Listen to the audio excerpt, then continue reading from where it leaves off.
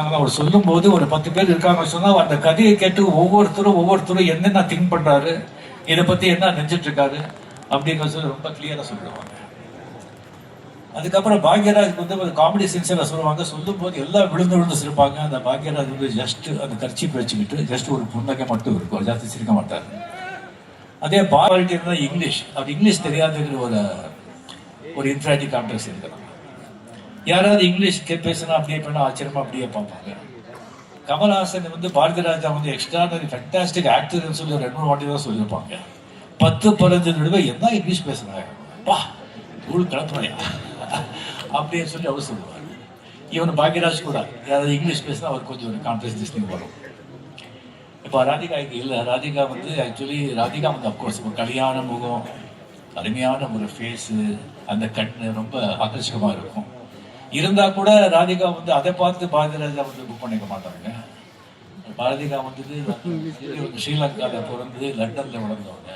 அவங்க இங்கிலீஷ் சொல்றதை பார்த்து கேட்டு அவங்க வந்து கிழக்கு சேர்ந்தது கிழக்கு போகவே அந்த படத்தில் வந்து போட்டிருப்பாங்க. ஏன்னா அந்த ராதிகா வந்து அந்த படத்தில் போட்டது வந்து பாக்யராஜ் பிடிக்கவே இல்லை.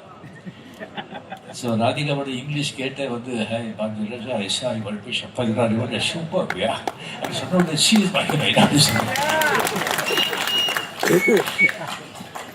ஸோ ஒரு துறையாகட்டும், ஒரு கலை உலகம் ஆகட்டும், இல்லை ஒரு பிஸ்னஸ் ஆகட்டும், என்ன இருந்தால் கூட நீங்கள் அதில் ஷைன் ஆகணும்னு சொன்னால் ஆல்ரெடி ஏற்கனவே யார் என்ன பண்ணிட்டு இருக்காங்களோ அதே நீ ஃபாலோ பண்ணால் அது இருக்காது, ஜனங்களே இருக்காது, நீ சக்ஸஸ் ஆக முடியாது.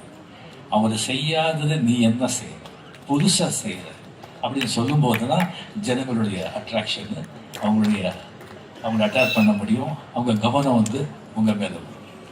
அதுதான் இவங்க 2 பேரும் பண்ண முதல் பெரிய விஷயம். எல்லாருக்கும் தெரியும் பாரதிராஜா அவர்கள் வந்து சினிமாவை வந்து வில்லேஜில் வந்து கொண்டு போய் கேமரா வெளியே கொண்டு போனாங்க அப்படின்னு சொல்லிட்டு அது உண்மை. நடித்த ஃபர்ஸ்ட் திங் மாதிரி அந்த ஒரு கிளாஸில் தான் இருக்கும். பட் பாரதிராஜா அதை சேஞ்ச் பண்ணி ஒரு சாதாரண ஒரு ட்ரெய்லர், ஒரு பார்பர், ஒரு ஃபார்மர், ஒரு சின்ன குடும்பம், அந்த மாதிரி அந்த வாஸ்தவத்தை அவர் வந்து கொண்டு வந்தாங்க. அதனால தான் அவர் வந்து அவ்வளோ பெரிய வந்து ஒரு ஹிட்டு, அவ்வளோ பெரிய ஒரு பேர் வந்து அவர் சம்பாதிச்சார். அதே பாக்யராஜ் அவர் வந்து ஹீரோ டெஃபினட்டாக பாக்யராஜ் நினச்சிருக்க மாட்டார். அவர் டைரக்டர் ஆகணும்னு சொல்லி தான் வந்திருப்பார். பாரதிராஜா கான்ஃபிடென்ட், அவர் யாராவது நடிக்க வைக்க முடியும். யாரும் நினச்சி பாட்டே பாக்யா நீ தான் ஹீரோ அப்படின்னு சொல்லியிருப்பார். அவ்வளோதான். நீங்கள் நினச்சி பாருங்களேன், பாக்யராஜ் உடம்புல திராணி இல்லை, வீக்கு, கனம் இல்லை, வாய்ஸில் கண்ணு டேமேஜ், கண்ணாடி.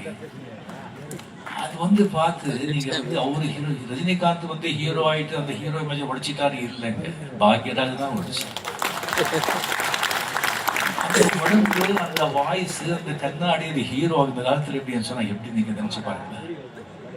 ஜஸ்ட் ஒரு 4-5 இயர்ஸ் முன்னாடி ஒரு வந்திருந்தாங்கன்னு வச்சுங்களேன், எம்ஜிஆர் சிவாஜி பீடா இருக்கும்போது. இப்போ நான் கேள்விப்பட்டிருக்கேன். இல்லை படம் ஹிட் ஆயிடுச்சு, அவர் டைரக்ஷன் தான் பண்ணுவாங்க, அவர் நம்ம பாக்யராஜா வேலை ஆயிடுச்சு, அவர் வந்து அதை நினச்சிட்டு அவரு ஹீரோ ஆகணும்னு நினைக்கக்கூடாது அப்படின்னு சொல்லி நிறைய பேசணும் நானும் கேள்விப்பட்டேன்.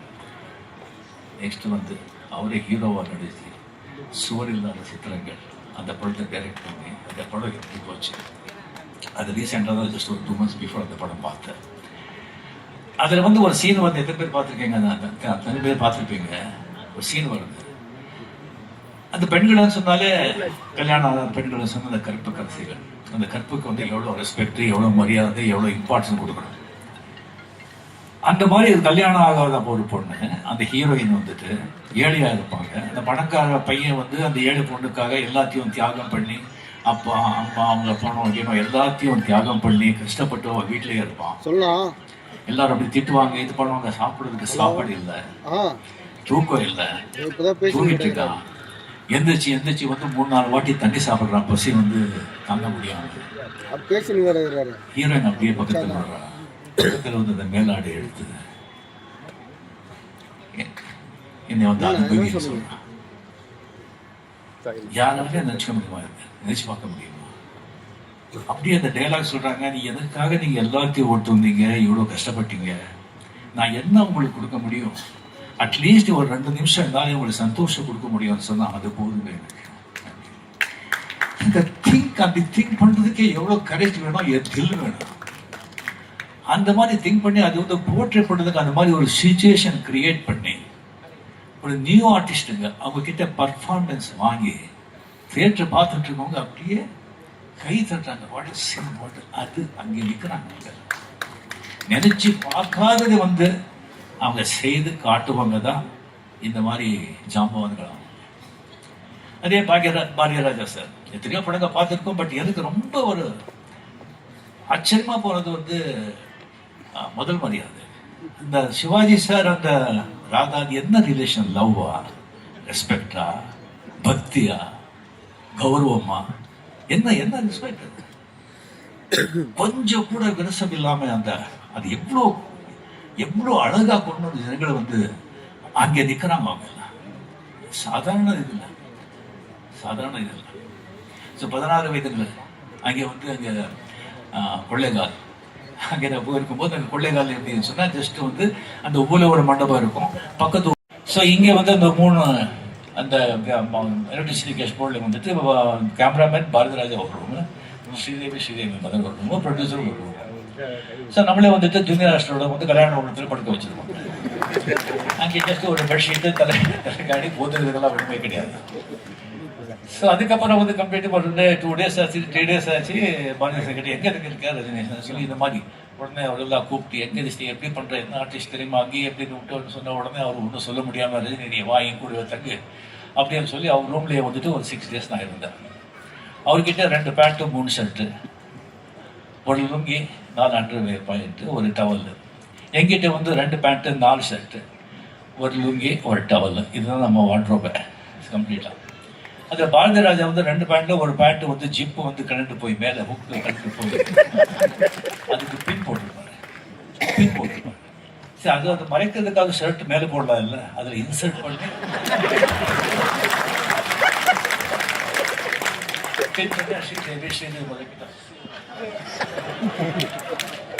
அவங்க நாயும் ஸ்ரீதேவி மாதிரி பார்த்தவங்க தான் பார்த்து ஏன்ட்டு இதே அப்படின்னு சொல்லி சரி.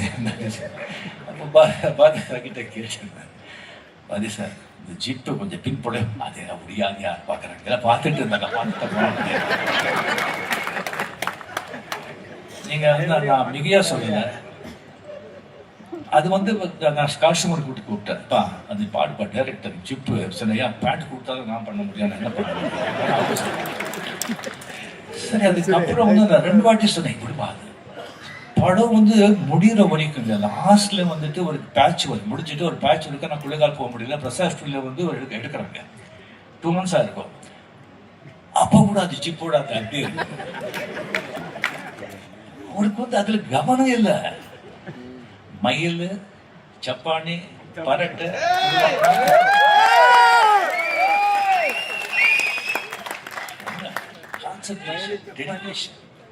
டெடிகேஷன், கான்சென்ட்ரேஷன் இல்லைன்னு சொன்னா இந்த இடத்துல வந்திருக்க முடியாது. இவங்கெல்லாம் வந்துட்டு ஒரு கடவுளை அனுப்பிச்ச ஒரு குழந்தைங்க.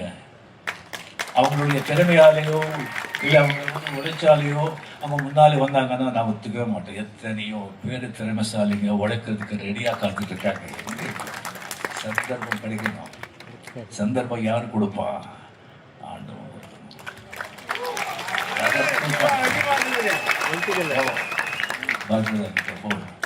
அப்படின்னு சொல்லி பாக்யராஜா போ புட்டனா கிட்ட வேலை கற்றுக்கோ சொல்லி அவர்கிட்ட இந்த மாதிரி இந்த சந்தர்ப்பம் வந்து கிடைச்சது. ஸோ இப்போ வந்து அந்த 2 பேரும் அவ்வளோ நல்லா வாழ்ந்து இது பண்ணால் கூட அவங்களுடைய மறைவு வந்து அவ்வளோ ஒரு திருப்திகரமாக இல்லை. அதாவது ஆண்டவர் வந்து ஒரு 50வது வயசு ஒரு பெல் அடிப்போம். பெல் அடிச்சுட்டு என்னப்பா கொண்டாட்டி பொண்ணு வந்து ஆஸ்தி பாஸ்தி அப்படி இங்கே செட்டில் ஆகுதுன்னு பார்க்குறியா? இல்லை அங்கே மாதிரி மேலே வந்துடணும், கூப்பிடணும். நான் கூப்பிடும் போது நான் எப்படி வந்து உடம்பு ஆரோக்கியமாக அனுப்பிச்சோன்னா அப்படியே நீ வந்துடணும், கொஞ்சம் உடம்பெல்லாம் செக் பண்ணிக்கோ அப்படின்னு சொல்லுவோம். அப்போ தான் பிளட்டு, சுகரு, கொலஸ்ட்ரால் எல்லாமே செக் பண்ணி உடம்பு கரெக்டாக சீ பண்ணிக்குது. 60 வயசுக்கு இதை 2வது பெல் அடிப்போம்.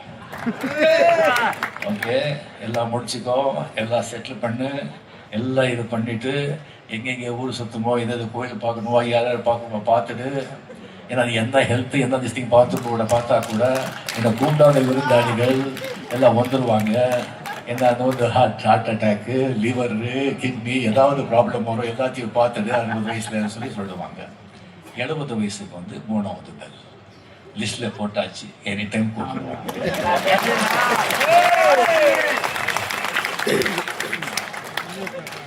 நம்ம பாக்கியராஜுக்கு பெல் அடிச்ச உடனே கூப்பிட்டுட்டாரு. 70 வயசுல அண்ணன் பெல் அடிச்ச 3வது பெல் அடிச்ச உடனே கூப்பிட்டுட்டாங்க. யாரும் எதிர்பார்க்கல. தூங்கிட்டு மார்னிங் பார்த்து அப்படியே போயிட்டாரு. அவருக்கு ஒரு சந்தோஷமான ஒரு சாவு தான். பட் இருந்தவங்களுக்கு அது வந்து ரொம்ப கஷ்டமா இருந்தது. யாருமே எதிர்பார்க்கல. பாரதி ராஜா அவர்கள் 84-85 இயர்ஸ் நீண்ட ஆயுசு வாழ்ந்துட்டாங்க. எல்லாத்தையும் பார்த்துட்டாங்க. அது வந்து ஒரு லிஸ்னிங் இதுதான். எல்லாமே ஆஃப் ஆன பிறகு என்ன வாழ்ந்தா பிறகு. பட் ஒரு 3-4 இயர்ஸ் வந்து ரொம்ப கஷ்டப்பட்டாங்க. ஹெல்த் வந்து ரொம்ப கஷ்டப்பட்டாங்க. அவர் ஹெல்த் கொஞ்சம் பார்த்துட்டு இருக்கணும். லாஸ்ட் வந்து அவர் அந்த மாதிரி பார்க்கவே கஷ்டமாக இருந்தது. எப்பவும் அந்த இது போட்டு இன்சர்ட் பண்ணி எப்படி லிஸ்னிங் இருப்பார், அது வந்து ரொம்ப கஷ்டமாக இருந்தது. ஸோ நம்ம போகும்போது ஆசீர்வாதத்தை விட்டுட்டு போகிறோமோ இல்லையோ, நோயே நொடி இல்லாத உடம்பு விட்டுட்டு போகணும்.